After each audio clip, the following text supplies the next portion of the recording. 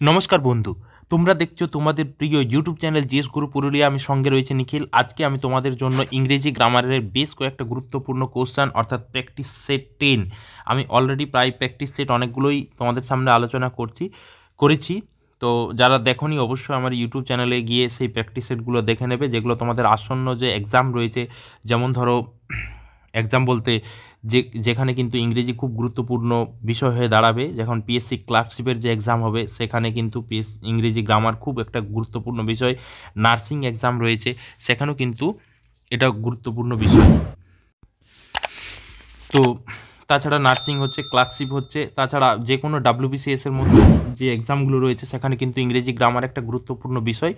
তো আমার যে ইউটিউব চ্যানেল জিএস গুরু পুরুলিয়া, সেখানে তোমরা যদি ফলো করো তো অবশ্যই ইংরেজি গ্রামার সম্পর্কে তোমাদের যে ভীতি দূর হয়ে যাবে। এবং যারা যদি আমার কাছে ক্লাস করতে চাও, আমি পুরো ইংরেজি গ্রামার জলের মতো করে তোমাদের শিখিয়ে দেবো, যাতে করে তোমাদের কোনো এক্সামে সমস্যা না হয়।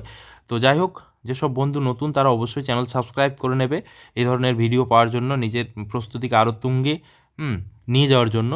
তো দেখো এখানে যে ফার্স্ট যে কোশ্চেনটি রয়েছে আমি আলোচনা করব, the following sentence has been divided into parts. অর্থাৎ এটা হচ্ছে একটা কমন অ্যারোর দেওয়া রয়েছে, যদি কোনো অ্যারোর না খুঁজে পাও তাহলে কিন্তু নো অ্যারোর, ঠিক আছে।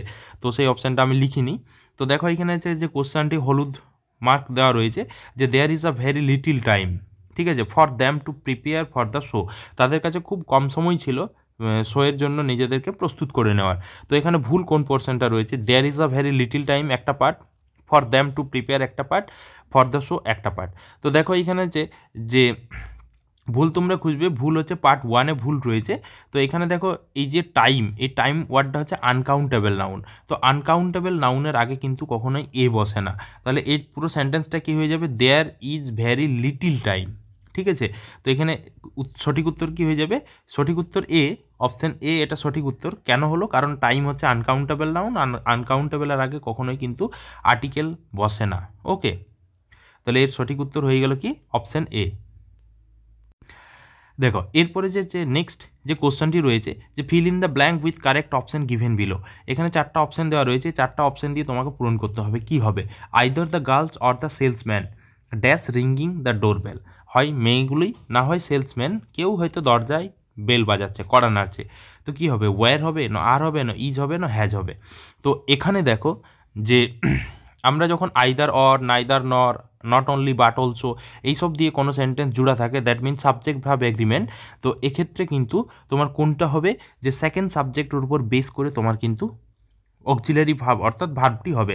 তো দেখো এখানে যে রিঙ্গিং রয়েছে, তাহলে এখানে দুটো জিনিস হয়, এখানে আর বা ওয়্যার এই দুটো হবে না। অপশান বাদ দিতে শিখবে, তবেই কিন্তু তোমার সঠিক অ্যান্সার তুমি কিন্তু পেয়ে যাবে। তো এখানে দেখো যে ইজ অ্যান্ড হ্যাজ দুটো রয়েছে, তো এখানে ইজ হয়ে যাবে। কি হয়ে যাবে? তাহলে এটা পূরণ হবে ইজ দিয়ে। কেন কি? ইজের পর দেখো এখানে যে ভার্বের সাথে আইএনজি যোগ রয়েছে। এবার ধরো হ্যাজ, যদি এটা ভি3 থাকতো র্যাং, তাহলে কিন্তু হ্যাজ হয়ে যেত। ওকে, তো এর সঠিক উত্তর হয়ে গেল কি? ইজ। কেন কি? আইদার অর, নাইদার নর দিয়ে সেকেন্ড সাবজেক্ট যেটা রয়েছে তার উপর বেস করে কিন্তু ভার্ব হয়। সেকেন্ড সাবজেক্ট যদি সিঙ্গুলার হয় তাহলে ভার্বও সিঙ্গুলার হবে, সেকেন্ড সাবজেক্ট যদি প্লুরাল হয় তাহলে যে ভার্বও প্লুরাল হবে। নেক্সট কোশ্চেন দেখো, যে এখানে কিন্তু choose the correct alternatives to fill the blanks, মানে হচ্ছে ইন দ্য গিভেন সেন্টেন্সেস। এখানে দেখো এই ধরনের কোশ্চেন কিন্তু এবার 2023 সালে যে ডাব্লিউবিসিএস প্রিলিমস হয়েছিল সেখানে কিন্তু গাদাগুচ্ছে কোশ্চেন এই ধরনের পড়েছিল। ওকে, তো তো যাই হোক, ফার্স্ট যে কোশ্চেনটি রয়েছে যে সি হ্যাজ, মানে যে she dash forgiven him many times, মানে সে তাকে বারবার ক্ষমা করে দিয়েছে। তারপরে যে she dash living with for him for a couple of days, ঠিক আছে। তো এখানে ফার্স্ট যে সেন্টেন্সটা রয়েছে সেটা কি হয়েছে? হ্যাজ অথবা হ্যাজ বিন, ন হ্যাজ হ্যাজ, ন হ্যাজ বিন, ন হ্যাজ, ন ডিড, ন হ্যাজ বিন। তো এর সঠিক অ্যান্সার হয়ে যাবে কিন্তু হ্যাজ আর হ্যাজ বিন। কেন হলো?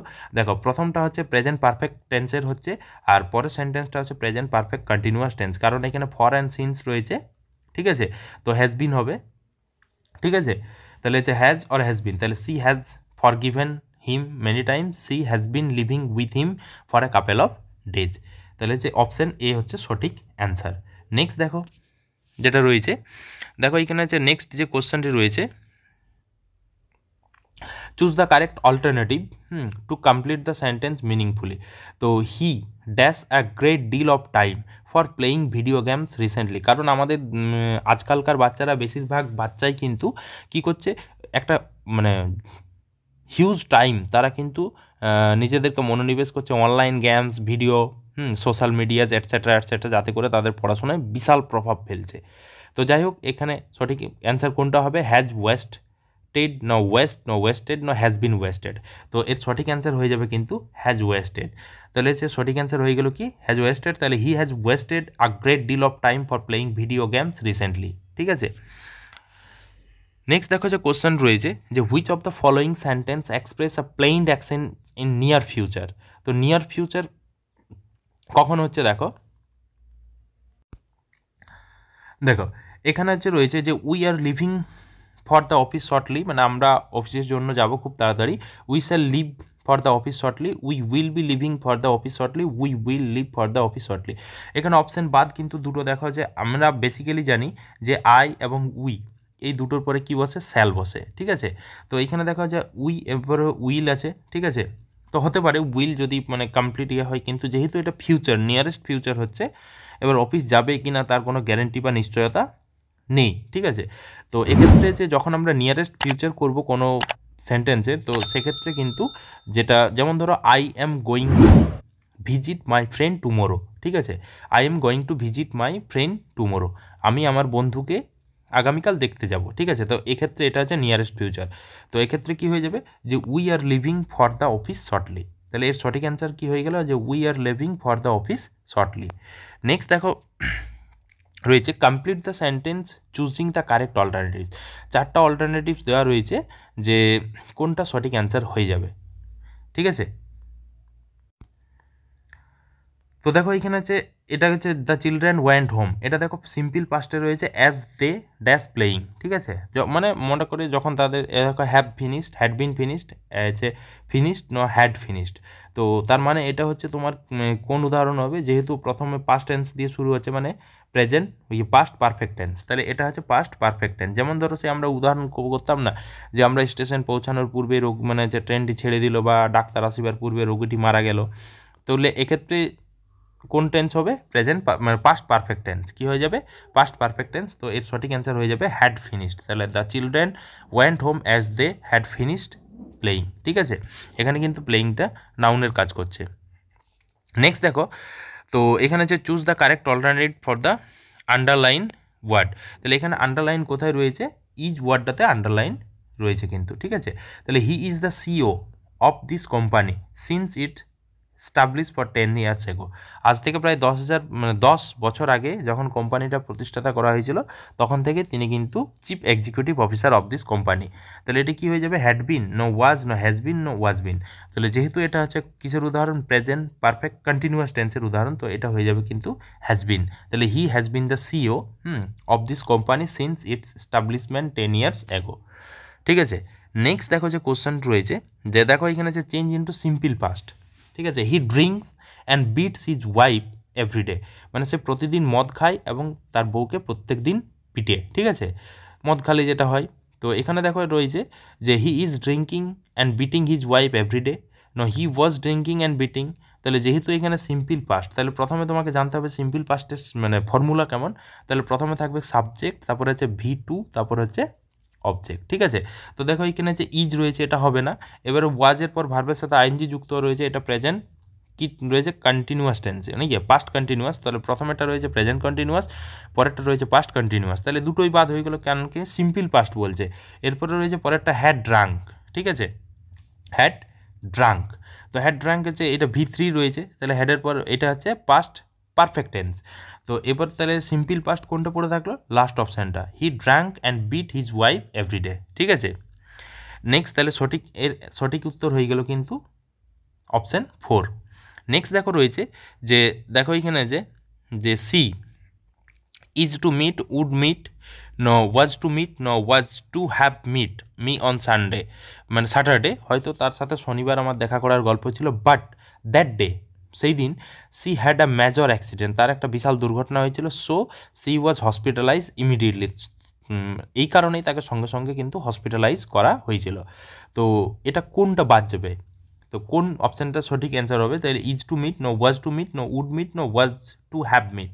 তো এর সঠিক অ্যান্সার হয়ে গেল কিন্তু ওয়াজ টু হ্যাভ মিট।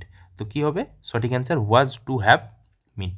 ঠিক আছে, তার সাথে আমার দেখা করার গল্প ছিল শনিবার, কিন্তু দুর্ভাগ্যবশত তার দুর্ঘটনা হয়ে গেছিলো, যার কারণে সঙ্গে সঙ্গে তাকে হসপিটালাইজ করা হয়েছিল।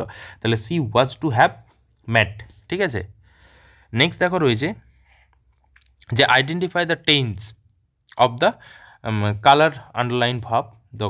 দেখো they have had their dinner the little earlier. ঠিক আছে, দেখো এই জাস্ট তাদের ডিনার হয়েছে, তো এক্ষেত্রে দেখো যে কোন টেন্সে হয়ে যাবে এটা।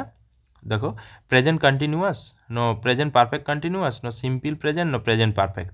তো দেখো এখানে যে প্রেজেন্ট কন্টিনিউয়াস ঘটমান বর্তমান ভার্বের সাথে আইএনজি যোগ থাকে, এমিজার থাকে, প্রেজেন্ট পারফেক্ট কন্টিনিউয়াস হ্যাভ অথবা হ্যাজ, তারপরে আছে বিন ভার্বের সাথে আইএনজি যোগ, তারপরে হচ্ছে simple present subject plus V1 plus object. তো এখানে দেখো হ্যাভ হ্যাড রয়েছে, তাহলে এটা এখানে হ্যাডটা মেন ভার্ব রূপে কাজ করছে। ঠিক আছে, এখানে আছে হ্যাভটা অক্সিলারি ভার্ব, তো এর সঠিক অ্যান্সার হয়ে যাবে প্রেজেন্ট পারফেক্ট। তাহলে হ্যাভ হ্যাড দিয়ে যদি কোনো সেন্টেন্স শুরু থাকে তাহলে সেটা হয়ে যাবে কিন্তু প্রেজেন্ট পারফেক্ট। এবার যদি শুধু হ্যাড হ্যাড দিয়ে they had had their dinner little earlier, তাহলে সেটা হয়ে যাবে পাস্ট পারফেক্ট। ঠিক আছে, নেক্সট দেখো যে ইফ, এবার ধরো একটা কন্ডিশনাল দেওয়া রয়েছে যে if he had study well he would have pass the examination, মানে স্টাডি ব্র্যাকেটের মধ্যে রয়েছে, পাস ব্র্যাকেটের মধ্যে রয়েছে, তাহলে use appropriate forms of the given in the brackets. তাহলে studying and pass, no studied and pass, no been studied, no passing, no studying, no passing. এই চারটা অপশানের মধ্যে কোন অপশানটা সঠিক অ্যান্সার? দেখো এটা হচ্ছে একটা কন্ডিশনাল, কন্ডিশনাল চারটা হয় 0, 1, 2, 3। ঠিক আছে, চারটা কন্ডিশনাল হয়। কন্ডিশনাল কী কী? একটা হচ্ছে কন্ডিশন প্লাস রেজাল্ট, এই দুটোকে মিলে কিন্তু কন্ডিশনাল হয়। কন্ডিশনাল মানে একটা শর্ত থাকবে, তার একটা রেজাল্ট থাকবে। দেখো সে যদি ভালো পড়াশোনা করতো সে পাস করে যেত, তাহলে কি হয়ে যাবে? তাহলে দেখো এখানে যে হ্যাড দেওয়া রয়েছে, তাহলে হ্যাডের পর কী হয়? V3 হয়ে যায়, তাহলে সেই নিয়ম অনুযায়ী পরেরটাও V3 হবে। ঠিক আছে, তাহলে এর সঠিক অ্যান্সার হয়ে গেল কিন্তু স্টাডিড আর পাস্ট। বাকিগুলো তো হবে না, স্টাডিং আছে পাস্ট আছে, কিন্তু এখানে স্টাডিড আছে, তাহলে if he had studied well, যদি সে ভালো করে পড়াশোনা করতো, he would have passed the examination, সে কিন্তু পরীক্ষায় পাস করতো। ঠিক আছে, বোঝা গেছে? Condition plus result, that means conditional. Next দেখো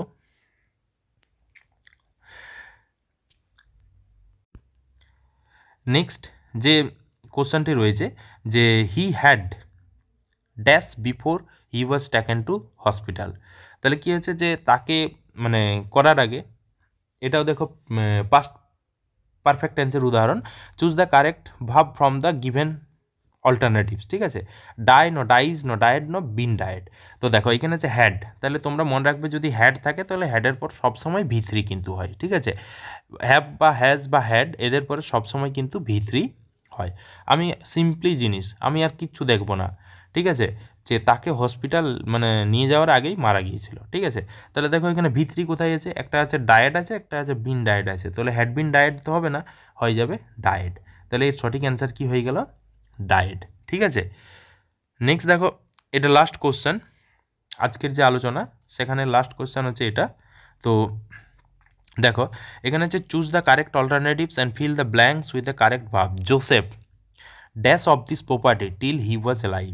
ঠিক আছে, তো এটা কি হয়ে যাবে যে জোসেফ যতদিন বেঁচে ছিলেন তিনি কিন্তু এই প্রপার্টির কী ছিলেন, মানে দেখাশোনা করতেন। তো ওয়াজ টেকিং কেয়ার, ন হ্যাজ বিন টেকিং কেয়ার, ন ইজ টেকিং কেয়ার, ন উইল বি টেকিং কেয়ার। তো এর সঠিক অ্যান্সার হয়ে যাবে কিন্তু ওয়াজ টেকিং কেয়ার। তাহলে Joseph was taking care of this property till he was alive. Joseph যতদিন বেঁচে ছিলেন তিনি কিন্তু এই প্রপার্টির দেখাশোনা করতেন।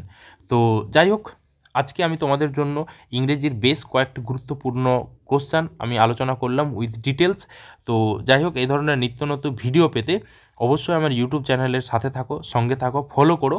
আর যদি ভালো লাগে বন্ধু, লাইক করো, শেয়ার করো, কমেন্ট করো। যদি কোনো ভুল ত্রুটি হয় অবশ্যই কমেন্ট করে আমাকে জানাবে। Thank you.